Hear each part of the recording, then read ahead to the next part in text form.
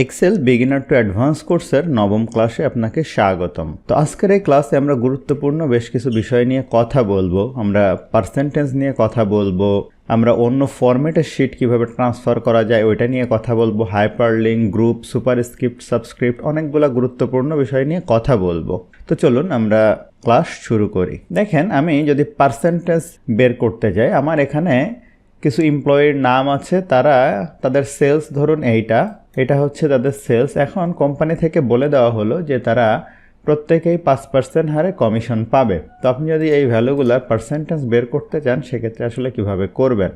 তো আমি এখানে ধরুন রাখতে চাই, প্রথমেই দেখে নিতে হবে যে কোনো কাজ করার জন্য এখানে সেল ফরম্যাটিং ঠিক আছে কিনা। দেখেন এখানে কিন্তু পার্সেন্টেজে আছে। এখন এক্সেলে অনেক ক্ষেত্রে দেখবেন আপনারা ফর্মুলা বা কিছু অ্যাপ্লাই করার পরে সঠিক ভ্যালু আসছে না, সেক্ষেত্রে কিন্তু এই সেল ফরম্যাটিং ঠিকভাবে না থাকলে এই সমস্যাটা হতে পারে। যেমন আমি এখানে লিখলাম যে 5/12/2022 এটা লিখলাম, কিন্তু দেখেন এটা পার্সেন্টেজে চলে আসছে, কারণ এটা আসলে পার্সেন্টেজ ফরম্যাটিংয়ে আছে। তো সেক্ষেত্রে আগে আপনাকে কী করতে হবে, এই সেল ফরম্যাটিং চেঞ্জ করে তারপরে কিন্তু এখানে লিখতে হবে, না হলে ঠিকভাবে আসবে না। যেমন আমি এখন এই ভ্যালুগুলার 5% যদি বের করতে চাই, আমি কি করব, আমরা যেভাবে ম্যাথ করি ওইভাবেই করব। ফর্মুলা দিয়ে ইকুয়াল দিব, এই ভ্যালু এটার গুণন আমি বের করব হচ্ছে যে 5, ঠিক আছে। আমি 5 সরাসরি না লিখে এখানে লিখেও সিলেক্ট করে দিতে পারি, অথবা আমি চাইলে এখানে 5 এভাবে পার্সেন্টেজও লিখে দিতে পারি, ঠিক আছে। তো দেখেন এভাবে লিখে দিলে এখানে কিন্তু এরর আসছে, তার কারণ হচ্ছে এটা পার্সেন্টেজে করা। এখান থেকে যদি আমি জেনারেলে করি তাহলে দেখেন এই যে 8,650 টাকা হচ্ছে 5%। এখন যদি এখানে আমি ডাবল ক্লিক করি তাহলে প্রত্যেকটা এই রিলেটিভ সেল রেফারেন্সের মাধ্যমে কিন্তু চলে আসবে। অথবা আমি আপনাদেরকে যেটা বলেছিলাম, এভাবে না লিখেও আপনি এই সেলটা সিলেক্ট করে এখান থেকে পার্সেন্টেজ দিয়ে দেন, দিয়ে ইন্টার দেন। এখন ডাবল ক্লিক করেন, কিন্তু এই যে সেল রেফারেন্সের কারণে কিন্তু পরেরগুলো আসছে না। এই যে তাহলে আমরা নিচেরটা কি করব, এইটুকু অ্যাবসোলুট করে দিব F4 বাটন প্রেস করে, ঠিক আছে। তো আমি F4 বাটন প্রেস করে অ্যাবসোলুট করে দিলাম। এখন যদি আমি এটা টান দেই তাহলে দেখেন এটা খুব সহজে কিন্তু চলে আসছে। এখন যদি আমি এখানে 10 করি তাহলে দেখেন অটোমেটিক 10% চলে আসবে, 20 করলে 20% চলে আসবে, ঠিক আছে। তো এইভাবে আসলে কোনো সেলকে সিলেক্ট করে দিলে আমাদের এই সুবিধাটা হয়। এখন আপনি হয়তো যদি এই কমিশন সহ সে কত টাকা পাবে, এটা তো আপনি খুব সহজে এখান থেকে সাম ফাংশনে যে অ্যাপ্লাই করে এভাবে করলেই কিন্তু আপনি বের করতে পারবেন। তো আমি এখান থেকে এটা ডিলিট করে দিলাম। এটা ডিলিট করার সাথে সাথে কিন্তু এটা এরর আসছে, কারণ ওই সেলটা সে আর পাচ্ছে না। এই জন্য আপনাকে ওই জিনিসটাও খেয়াল রাখতে হবে, সেটা কিন্তু ডিলিট করা যাবে না। দেখেন এখানে যেহেতু আমার একটি ডাটাশিট আছে, আমি চাই এই ডাটাশিটটুকু, এই এলাকাটা অন্য একটা ফাইল ফরম্যাটে সেভ করব। তো সচরাচর আমাদের পিডিএফ করে সেন্ড করার প্রয়োজন হয়। প্রিন্ট করার জন্য কাউকে পাঠাবেন ফন্টের সমস্যার কারণে, সেক্ষেত্রে আপনি পিডিএফ করে দিতে পারেন।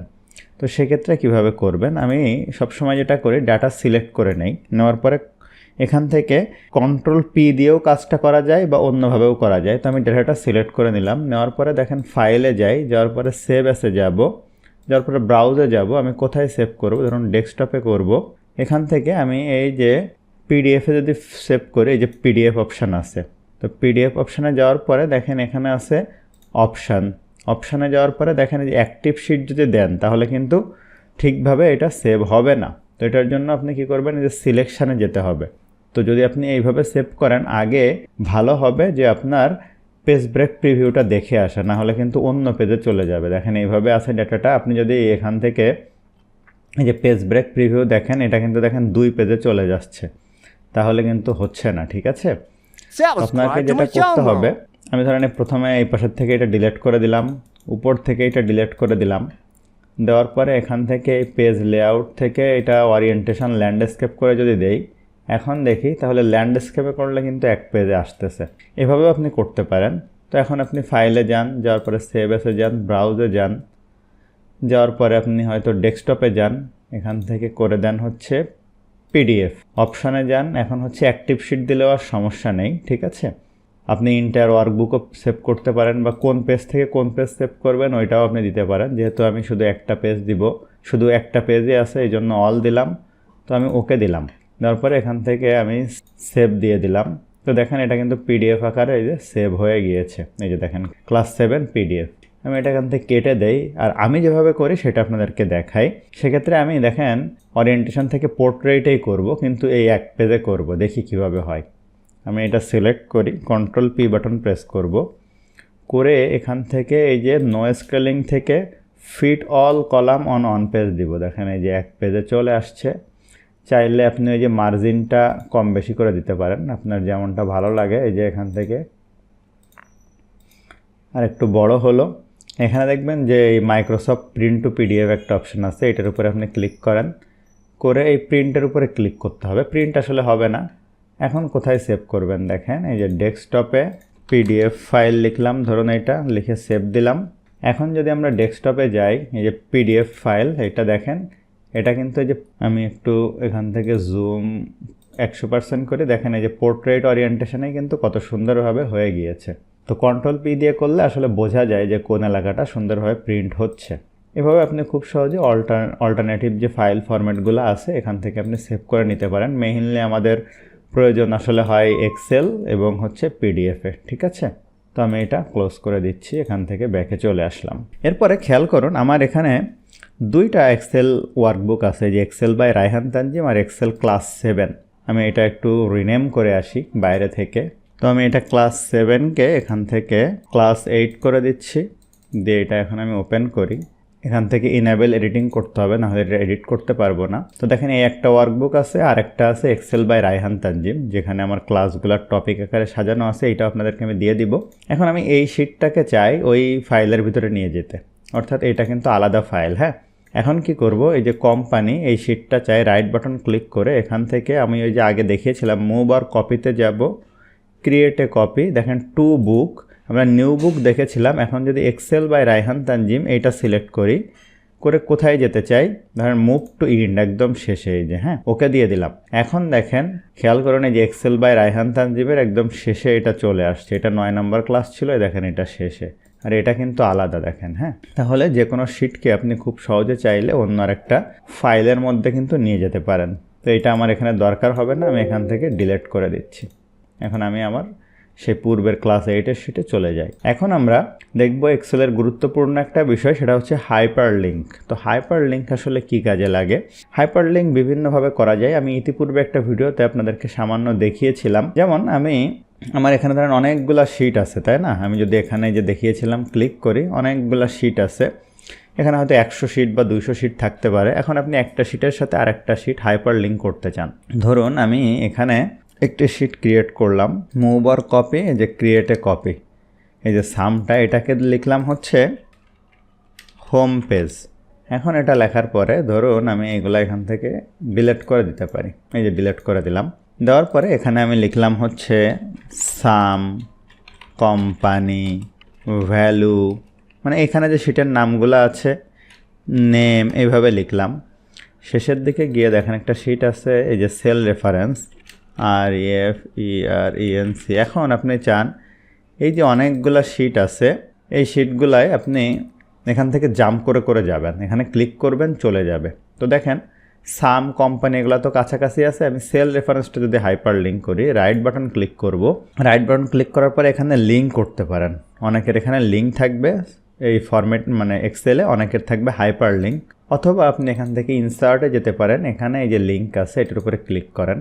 ক্লিক করার পরে এখানে দেখেন অনেকগুলো জিনিস আছে, এক্সিস্টিং ফাইল আর ওয়েব পেজ আর প্লেসড ইন দিস ডকুমেন্ট। এই দুইটা বেশি প্রয়োজন হবে। প্লেস ইন দিস ডকুমেন্টে আমি যাব, মানে এই ডকুমেন্টের ভিতরে। এখন দেখেন কোথায় লিঙ্ক করবো, যে সেল রেফারেন্স, করে ওকে দিয়ে দিলাম।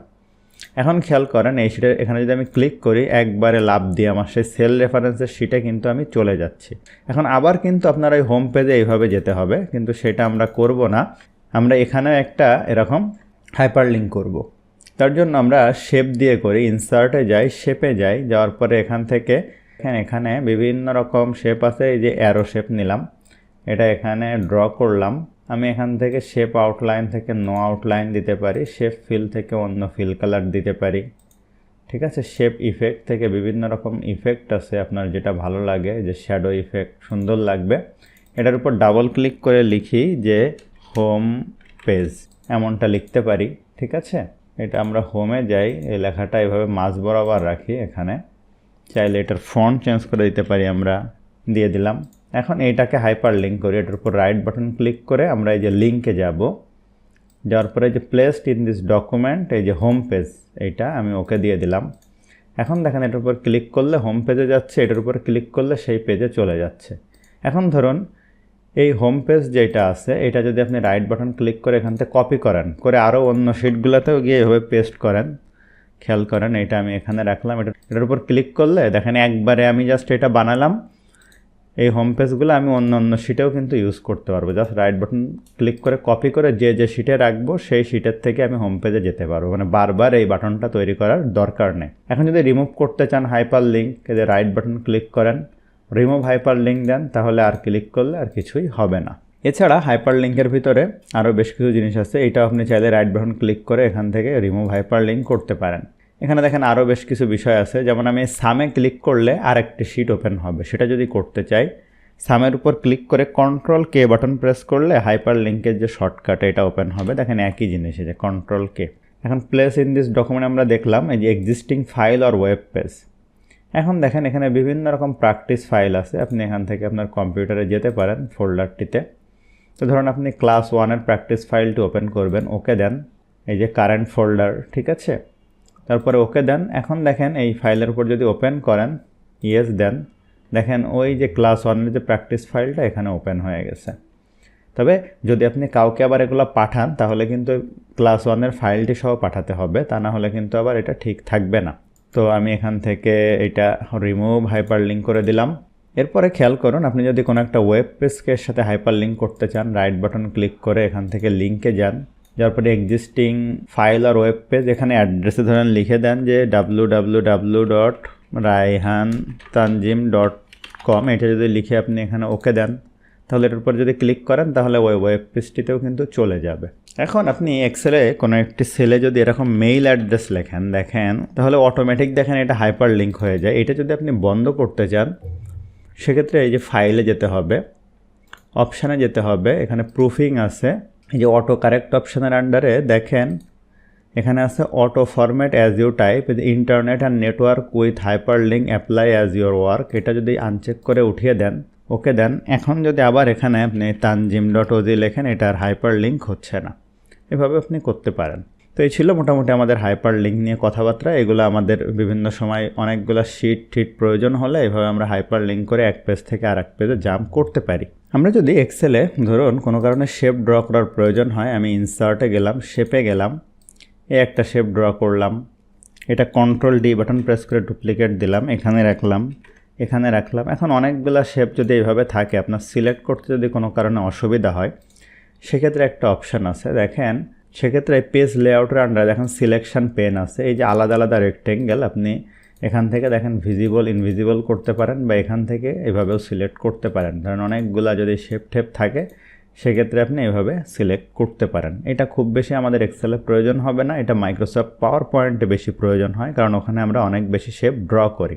এখন দেখেন আছে অ্যালাইন কী কাজে লাগবে, এই যে তিনটা শেপ যদি আপনি কন্ট্রোল বাটন প্রেস করে ধরেন এটা এক বরাবর রাখবেন, তো সেক্ষেত্রে ধরেন এই যে অ্যালাইন সেন্টার দিলে দেখেন এইভাবে আসবে, অ্যালাইন মিডিল দিলে দেখেন একসাথে হয়ে যাবে। আমি কন্ট্রোল জেড দিয়ে আমি ধরুন এই বরাবর রাখবো, তাহলে আপনি অ্যালাইন থেকে যে অ্যালাইন মিডিল দেন দেখেন তিনটা একই রকম হয়ে গেছে। এখন আপনি এইভাবে একটু সরিয়ে দিয়ে তিনটার গ্যাপ ধরুন সমান করবেন, এইটা সিলেক্ট করেন, অ্যালাইন মিডিল করেন, এরপরে হচ্ছে ডিস্ট্রিবিউট হরিজন্টালি দেন, দেখেন তিনটার গ্যাপ সহ সুন্দর হয়ে গেছে। এভাবে অ্যালাইনমেন্টও আপনি ইউজ করতে পারেন। এছাড়া তিনটা যদি গ্রুপ করতে চান একসাথে, এইটা কন্ট্রোল বাটন প্রেস করে তিনটা সিলেক্ট করে যে গ্রুপ থেকে গ্রুপের উপর ক্লিক করেন, দেখেন এখন তিনটা মিলে একটা হয়ে গেছে। এই গ্রুপ থেকে আবার আনগ্রুপ করেও নেওয়া যেতে পারে। এখন যদি আপনি রোটেট করতে চান কোনোটা, এখান থেকেও রোটেট করা যায়, অথবা এখানে দেখেন বিভিন্ন রকম রোটেশন আছে, আপনি চাইলে রোটেশনও করে নিতে পারেন। এগুলো এক্সেলে খুব বেশি প্রয়োজন হবে না, মাঝে মাঝে প্রয়োজন হতে পারে, এই জন্য আপনাদেরকে দেখিয়ে দিলাম। আমি এগুলো ডিলিট করে দিচ্ছি, ডিলিট বাটন প্রেস করে।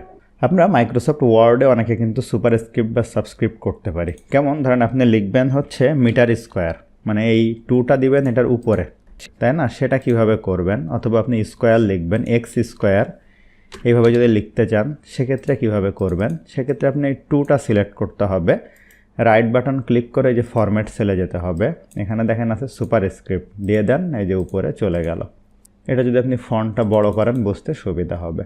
একইভাবে যদি সাবস্ক্রিপ্টও করতে চান, এক্স দেন 2 দেন, এক্সটা আমি বড় হাতের দেই, এই টুটা সিলেক্ট করেন, ফরম্যাট সেলে যান, এই যে সাবস্ক্রিপ্টে ক্লিক করেন, ওকে দিয়ে দেন, নিচে চলে আসলো।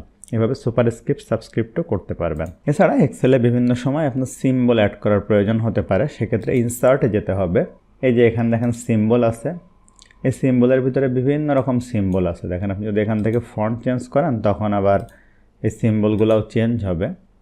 খুব বেশি প্রয়োজন হয় না, কিছু সিম্বল হয়তো আপনার প্রয়োজন হতে পারে। আমি ওয়েব লিঙ্কসের মধ্যে যাই, এই ওয়েব লিঙ্কসের মধ্যে কিছু সিম্বল আছে যেগুলো আমি এর পূর্বে ইউজ করছি। এই যে দেখেন এখানে আছে হচ্ছে অ্যাঙ্গেল সিম্বল, এগুলো আপনার হয়তো অনেক সময় প্রয়োজন হতে পারে, যে ইনসার্ট হয়েছে এখানে।